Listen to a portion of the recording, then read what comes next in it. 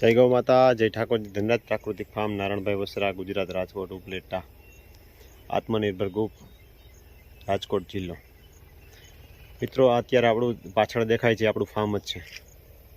सांजनो समय छे अने अत्यारनो विडियो देखाडवानुं मेन कारण ए छे के हूँ तमने बताडुं के बाजुना खेडूत आपणे बताव्युं तो आनी पहेला पण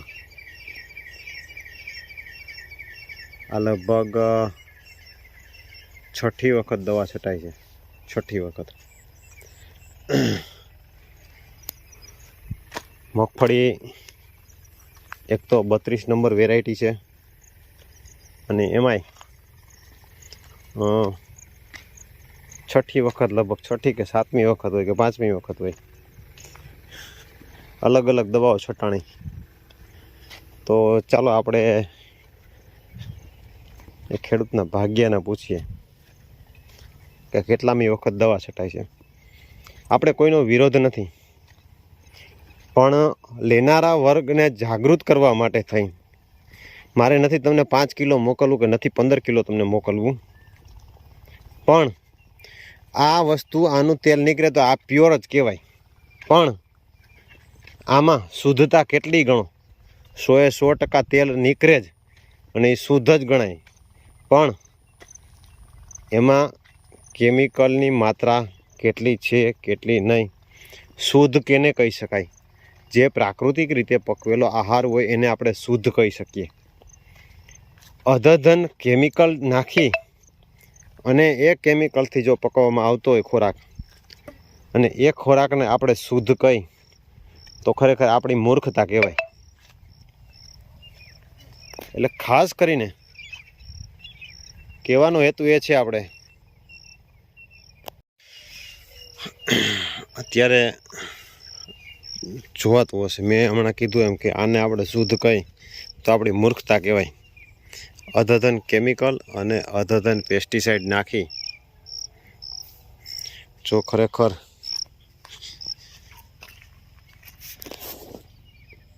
तमे जोई शकता हशो माटी एकदम एटली कड़क थई गेली छे केमिकल नाखी नाखीने एनी वात जवा दो। पण तेम छतां एने पोसाय छे એટલે એ રીતે કરે છે। સમયનો અભાવ છે એટલે એ રીતે કરે છે। જે જાગૃત અવસ્થામાં છે એ ન કરે તો શું કહેવું। બીજા નંબરમાં ખાનારા વર્ગ સાથે છેતરપિંડી થાય, ભરમાવનારી એડવર્ટાઈઝોથી સાવચેત રહો। જૂની પરંપરાના कपड़ा पहरीने XYZ कोई एक ने टार्गेट नहीं करता, XYZ कोई पण जे विडियो उतारी अने भ्रमित करे एनाथी सावधान रहो। जे खरेखर छेवाड़ाना गामड़ा सुधी नानो खेडूत अने पोताना अंतरकरणथी जे साची दिशामां खेती करे छे एनी साथे सहलग्न रही अने प्राकृतिक खोराक मेळवવાનો आग्रह राखो। एना फार्म ने विजिट करो, ए बाजू निकलो तो एनी साथे टेलिफोनिक बात करो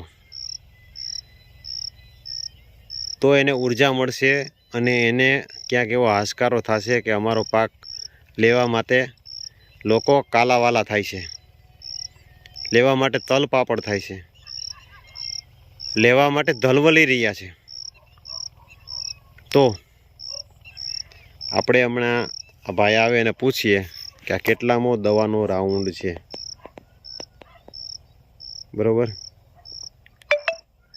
आपणे आनो विरोध नथी, पण जे मार्केटमां जे लोको शुद्ध छे आनुं तेल निकळे तो शुद्ध ज कहेवाय, एमां कांई भेड़सेड़ न कहेवाय। तमारी नजर सामे काढीने दीए, पण जे आ तेल खावानुं बंध थयुं हतुं आमां आल्फा टॉक्सिन नामनुं प्रमाण वधारे आववा मांड्युं हतुं आ केमिकल अने पेस्टिसाइड आववाना कारणे थईने, एटले लोको बंध थया हता जागृति। ओलिक एसिड जे हृदय माटे फायदाकारक छे एनुं प्रमाण हाव घटी गयुं हतुं। तो चलो आपणे आ खेडूतने वात करीए। विकासभाई केटलामी दवा केटली वखत चालू छे? आ लगभग થઈ ગઈ 4-5 વખત। 4-5 વખત તો મેં જોઈ, લગભગ 6ઠી કે 7મી વખત છે દવા. કારણ શેની દવા? નિંદામણની એક છે ને? ઈડની છે. તો ઈડની તો 3જી 4થી વખત છે કે નહીં? 2 વખત તો નિંદામણની મારી ને. એટલે આવું છે જો બધું. જેમ હાલે એમ હાલવા દેવાનું છે. કેમ અત્યારે હાંજ પડ્યા હવે છાટસ હજી? આજે મજા આવે. હાંજે ટાટાપોરની મજા આવે ને ઈડું માથે એટલે વાંધો ન આવે. નક્કી નહીં ક્યારે વરસાદ આવે. હા એ વાત સાચી. બરાબર છાંટી દેવાની. એટલે આપણે કોઈ વાતનો વિરોધ કે કોઈ વાતની વસ્તુનો કાંઈ એવો કાંઈ છે નહીં ઉપદેશ. આપણો કહેવાનો માત્ર ને માત્ર હેતુ એ છે, આ 4થી વખત ઈયળની દવા છટાઈ છે અને 2 વખત કે 3 વખત નિંદામણની દવા છટાઈ ગઈ છે. હવે આપણે નક્કી કરવાનું, આ નવી સંશોધન થયેલી વેરાયટી છે GJ32 કે BT32 જે કયો એ, આ વેરાયટીના એક મુઠ્ઠી એક માંડવીના ડોડવા આપણે ન ખાઈ શકીએ. જે મીઠી વેરાયટી છે એમાં ઉત્પાદન ઓછું આવે છે, એના કારણે તેને ખેડૂતો વાવતા બંધ થઈ ગયા છે. અને આમાં ઉત્પાદન સારું આવે છે એટલે લોકો વાવે છે. અને આમાં પણ હવે આના જીન્સ રજીસ્ટર થઈ ગયા છે એટલે આમાં પણ રોગ આવવાનું પ્રમાણ થઈ ગયું છે ચાલુ. તો જે માંડવી તમે લીલી મુઠ્ઠી એક મગફળીના ઓરા તમે ન ખાઈ શકતા હોય, એમાં અધધન પેસ્ટિસાઇડ છટાય અને એ મગફળીનું તેલ નીકળે અને પછી હું એમ કહું 5 કિલો મોકલાવું, 15 કિલો મોકલાવું. મારા ભાઈ, તમે કેને ભ્રમિત કરો છો? તમે જુઓ તો ખરી. અને ગુજરાતના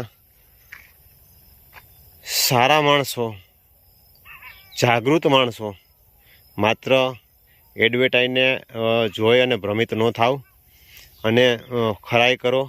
શુદ્ધ કેને કહેવાય? જે પ્રાકૃતિક રીતે ખોરાક પકવતા હોય એ ખેડૂતનો ખોરાક હોય એને શુદ્ધ કહેવાય. અને કાલે હવે આપણે બળદથી હાથી હાંકવાનું છે અને બળદ દ્વારા ભાઈ અત્યારે આવી રહ્યા છે આપણે ત્યાં. અને આમાં દેખાય છે, મેં કીધું ભાઈ સવારે લઈ આને કરતાં અટાણે લઈ આવી, બાંધવાની સગવડ છે આપણી વાડીએ. નીણપુરો માતાજીની દયાથી છે ગૌધનની, એટલે મેં કીધું અહીંયા બાંધી દે ને સવારે પછી બિચારાને થાકોડો નહીં અને સવારે સીધા હાલતા થઈ જાય. વરસાદ ન આવે તો 9 વાગે હાલતું થઈ જાય હાથી. એટલે બળદી આવે છે એને હાથી ઘમઘમાવી નાખીશું કાલે, જેટલું હાલે એટલું. હા દેખાણા. આવું છે બધું. આ બધું શુદ્ધ અને સાત્વિક કેટલું કેવું ની જ ખબર નથી પડતી. હાલે છે અને મસ્ત મજાની એડના માધ્યમથી ભરમાય છે માણસો. જે થાય ખરું. તો ચાલો નવા વિડીયો સાથે મળશું. જાગૃતતા ફેલાવી એ અમારું કાર્ય છે, કેમ કે અમે શુદ્ધતાની અને ખરી કસોટીની પરખ ઉપર ઉતરવા માગીએ છીએ. જે ખરેખર છે એને બતાવવા માગીએ છીએ, ના કે અમે ભ્રમિત વિડીયા બતાવી અને જાગૃત પ્રજાને ભરમાવવા માગીએ છીએ. એટલે સચેત રહેજો, જાગૃત રહેજો, જેથી કરીને કોઈ છેતરપિંડી ન કરીએ. ચાલો નવા વિડીયો સાથે, નવા કોન્સેપ્ટ સાથે અને નવા જ આપણે કંઈક કરવું છે એના માટે થઈને મળીએ અને નવા વિડીયો સાથે ખેડૂતને પણ જાગૃત કરીએ અને ખાનારા વર્ગને પણ જાગૃત કરીએ.